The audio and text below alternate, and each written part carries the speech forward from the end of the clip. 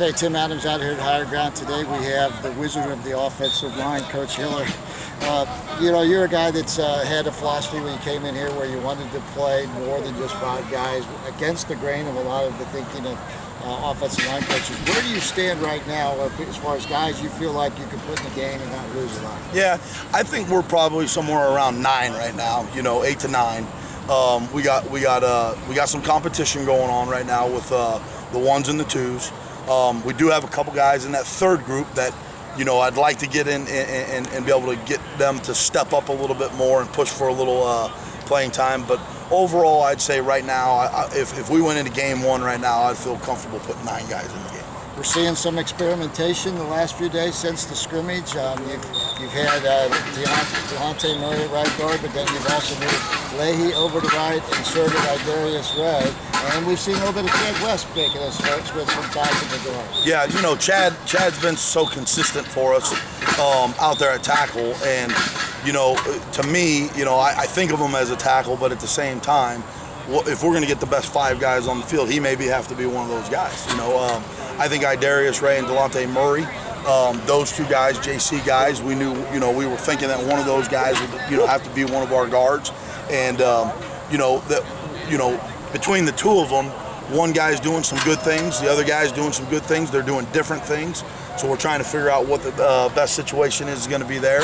I think Idarius is closing the gap a little bit. In spring ball, Delonte mentally was ahead of him a little bit.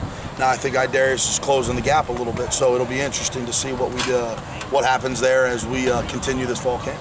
Cincinnati's had some fortune by getting redshirt freshmen on the field. Vaughn was one, Parker Angerer was on, Eric Leifeld was one. But it's a man's game in there, and for the majority of those guys, they need some years of season. No doubt about it. I mean, that's the one thing with offensive linemen. Typically, the typical transgression is that, the first year they redshirt, the second year they're redshirt freshmen, they really don't play. And then by the time they're redshirt sophomore, now they're ready to either get into a starter's role or be a solid backup guy. And then by the time they're a junior, they're really ready to play. With the graduation losses that we've had over the course of the last couple of years, it's a situation where some of these guys are going to have to grow up a little faster and going to have to play. A guy like Ryan Stout right now, he's a redshirt freshman, and he's probably ahead of the other guys that were in that class. And so, he's a guy that, does some really good things at times at practice, and then sometimes he brain farts on some things, and it's just a consistency thing for him.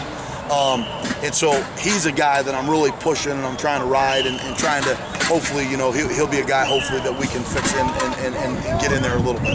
Guys in their 3rd year that I want to mention, walk-ons, you've got David Niehaus, Garrett Campbell, and I'm missing Will Stir. Yeah. And they're examples of guys that stick with the program, keep swinging the axe every day, and they're sort of working their way into that 2 team. Yeah, and it's funny with those 3 guys, that was our first year, and we were just, we just had scholarships, we didn't have any, and we looked at our numbers and we knew we needed to go find some guys, and we were fortunate to get David and Garrett and Will to come to Cincinnati as walk-ons, and now, like I said, that transgression is kind of showing up. They came in here, they redshirted.